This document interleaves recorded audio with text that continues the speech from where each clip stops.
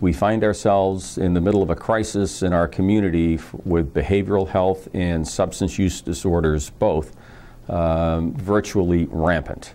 And we don't have a system in place to solve it. We have to create one.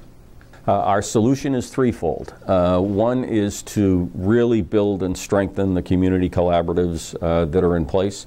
We work constantly with the police department, the fire department, the courts, the corrections, the school system. We meet on a regular basis and we talk not just about the clinical aspects of behavioral health and substance abuse, but what do we need to do for the community to make it easy to choose not to go down that path. From a treatment standpoint, what we have done in our emergency department is to hire a group of behavioral health and addiction specialists.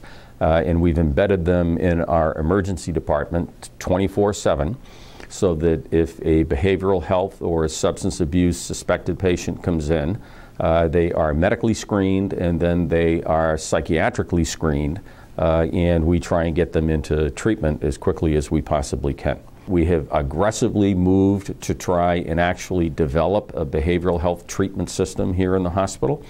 It's been successful. In just 6 months. We were able to finally start the program, and in that short period of time, we've already opened up over 1,000 new patient records on this population. And just in this organization, in a very brief period of time, we have found a 25% reduction in the number and amount of prescription opioid that comes out of our ED.